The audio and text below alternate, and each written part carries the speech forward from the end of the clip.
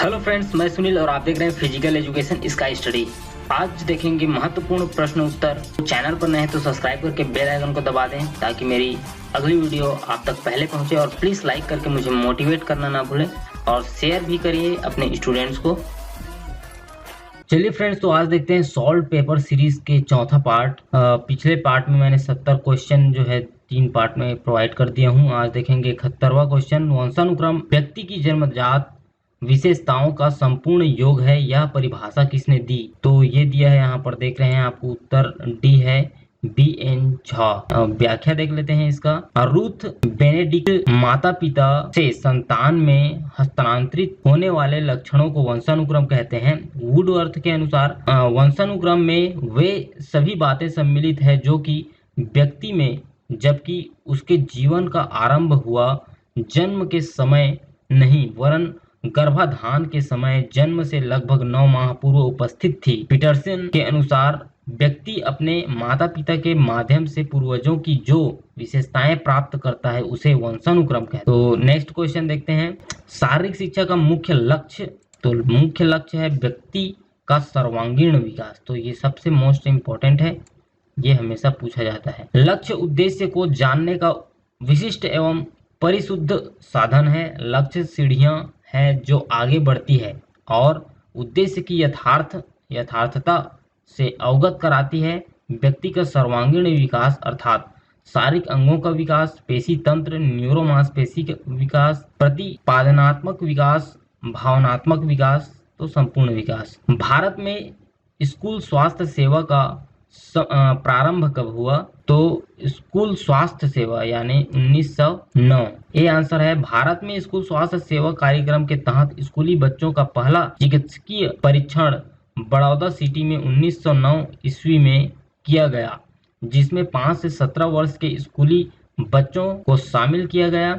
वर्तमान में स्कूल स्वास्थ्य सेवा कार्यक्रम राष्ट्रीय ग्रामीण स्वास्थ्य मिशन के अंतर्गत आता है। अगला है, उस शारीरिक विद्वान का नाम जिसमें स्वास्थ्य को चलायमान प्रक्रिया समझा और इसको परिभाषित किया कि जीवन की गुणवत्ता वह है जो किसी व्यक्ति को अच्छे से रखना और बेहतर सेवा के लिए सक्षम बनाता है। तो ये है बी आंसर। जेफ विलियम्स के अनुसार स्वास्थ्य यह जिंदगी की गुणवत्ता है जो कि व्यक्ति को अधिक से अधिक जीने और बढ़िया काम करने की सामर्थ्य प्रदान करती है। 1957 में Lakshmibai college of physical education Gwalior ने किस प्रकार की नवीन शिक्षक प्रशिक्षण पाठ्यक्रम की शुरुआत की?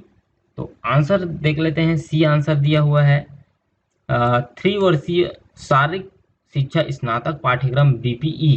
यहाँ पर देख सकते हैं लक्ष्मीबाई राष्ट्रीय शारीरिक शिक्षा विश्वविद्यालय में शारीरिक शिक्षा में 3 वर्षीय स्नातक उपाधि का प्रारंभ वर्ष 1957 में किया गया, जबकि शारीरिक शिक्षा में 2 वर्षीय स्नातकोत्तर उपाधि का प्रारंभ वर्ष 1963 में किया गया।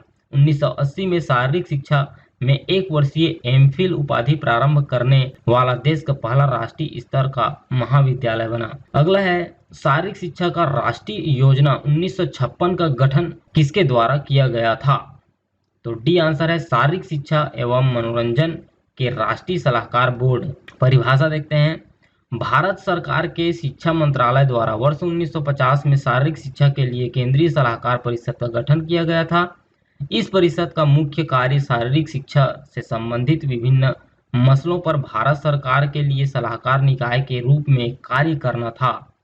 इसके अतिरिक्त इस परिषद ने वर्ष 1956 में शारीरिक शिक्षा एवं मनोरंजन की राष्ट्रीय नीति तैयार की थी। इस नीति में कुल 8 अध्याय एवं 9 परिशिष्ट हैं जो शारीरिक शिक्षा के विभिन्न क्षेत्रों को स्पष्ट करती है। अगला क्वेश्चन देख लेते हैं। कितने रीजनल समिति द्वारा national council of teacher education कार्य करता है?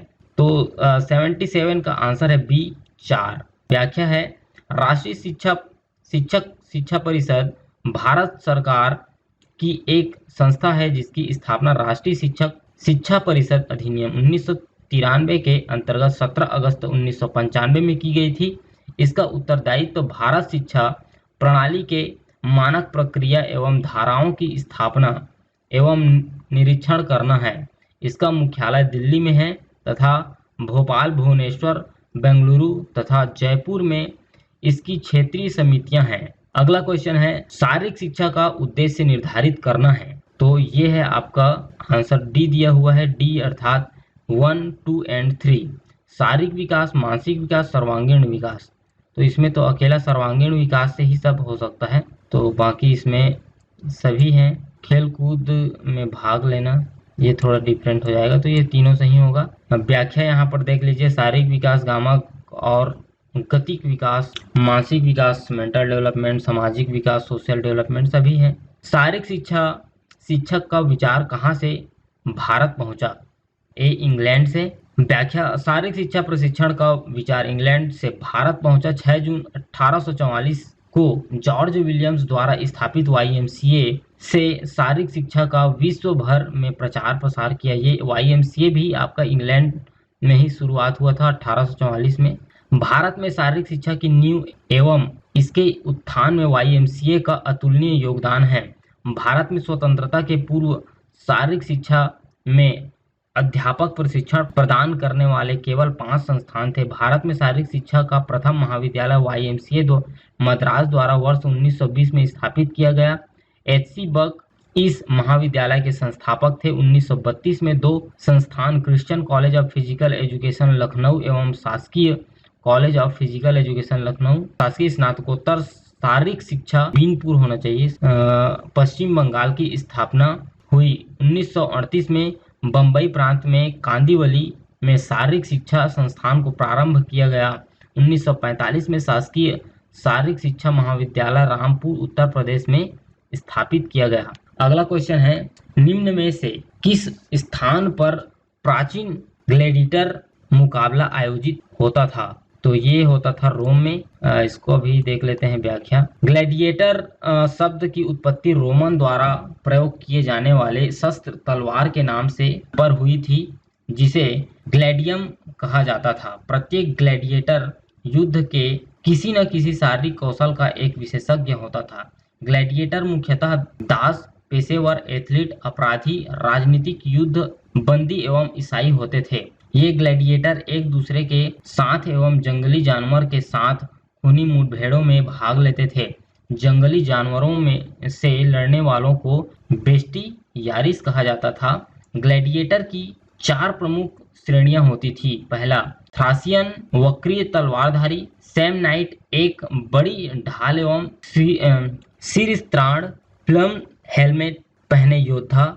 और तीसरा, रेटियारिस जाल धारण किए लड़का। चौथा है मुरिमिलो ग्लैडियस एवं ढाल धारण किए योद्धा। ग्लैडिएटरों के लिए 2 सबसे अच्छे प्रशिक्षण केंद्र पाम्पई एवं कापुआ नगर में स्थित थे। अगला क्वेश्चन है, सैद्धांतिक रूप से नेताजी सुभाष राष्ट्रीय खेल संस्थान है।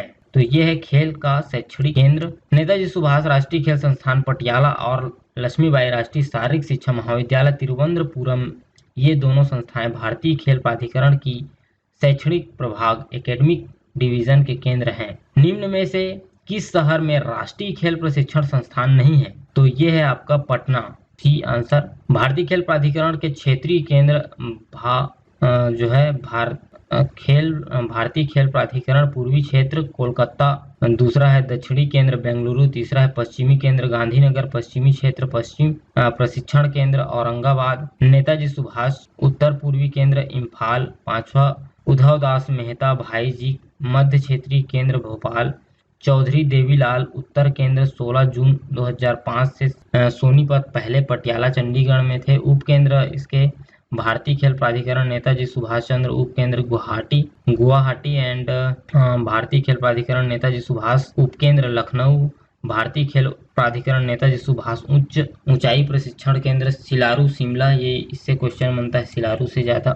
शारीरिक शिक्षा के उद्देश्यों में नया दृष्टिकोण शामिल है। तो ये है उपयुक्त सभी, संज्ञानात्मक क्षेत्र, मनोचालक क्षेत्र और प्रभावी क्षेत्र। व्याख्या देख लेते हैं। शारीरिक शिक्षा के उद्देश्यों में निम्न दृष्टिकोण है: संज्ञानात्मक क्षेत्र, भावात्मक प्रभावी क्षेत्र, मनोप्रेरक मनोचालक क्षेत्र। खेल प्राधिकरण की स्थापना कब की गई थी? तो ये की गई थी 1982। भारतीय खेल प्राधिकरण भारत के युवा कार्यक्रम एवं खेल मंत्रालय का महत्वपूर्ण अंग है। इसका गठन 1982 में किया गया था। भारत सरकार ने जनवरी 1984 में भारतीय खेल प्राधिकरण की स्थापना एक पंजीकृत सोसाइटी के रूप में की थी। निम्नलिखित में से किसके द्वारा शारीरिक शिक्षा की नींव को मजबूत किया जा सकता है? तो डी आंसर, शारीरिक संस्कृति के द्वारा। शारीरिक संस्कृति फिजिकल कल्चर द्वारा शारीरिक शिक्षा की नींव को मजबूत किया जा सकता है। भौतिक शिक्षा, फिजिकल एजुकेशन वाले अध्यापक के पास गुण होना चाहिए। तो सभ्य, अच्छा कार्यकर्ता, यहाँ पर इसमें से इम्पोर्टेंट है ये। फिजिकल एजुकेशन के अध्यापक में निम्नलिखित गुणों का होना आवश्यक है। खेल भावना होना चाहिए, दूसरों के गुण ग्रहण करना, संतुलित व्यक्तित्व, निष्पक्षता, खेल का समर्पण ज्ञान, अच्छे हुनर को जानने वाला, निरीक्षण एवं विश्लेषण की योग्यता।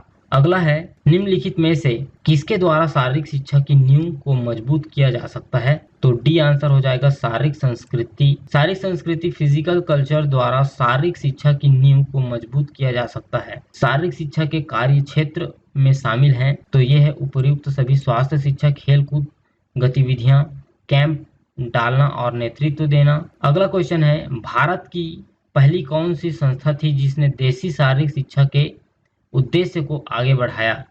तो ये है आपका हनुमान व्यायाम प्रसारक मंडल अमरावती।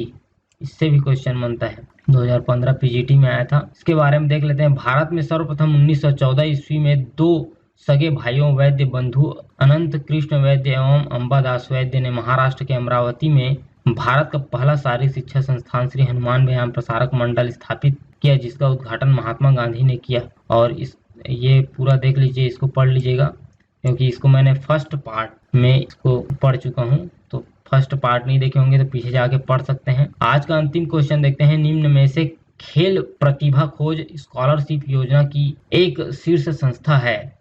तो सी है साई। ठीक है। शारीरिक शिक्षा और खेल कूद के विकास के लिए 1984 ईस्वी में भारतीय खेल प्राधिकरण साई की स्थापना की गई। साई दो भागों में विभक्त है। पहली शैक्षणिक शाखा, जिसमें खेल संस्थानों के माध्यम से खेलों के लिए उच्च स्तर के शिक्षक तैयार करना है, और दूसरी खेलकूद शाखा है, जिसका कार्य देश में खेलकूद में प्रोत्साहन के लिए पुरस्कार, खिलाड़ियों को स्कॉलरशिप आदि की व्यवस्था करना है। तो दोस्तों आज के लिए इतना ही। Thanks for watching. जय हिंद, जय भारत।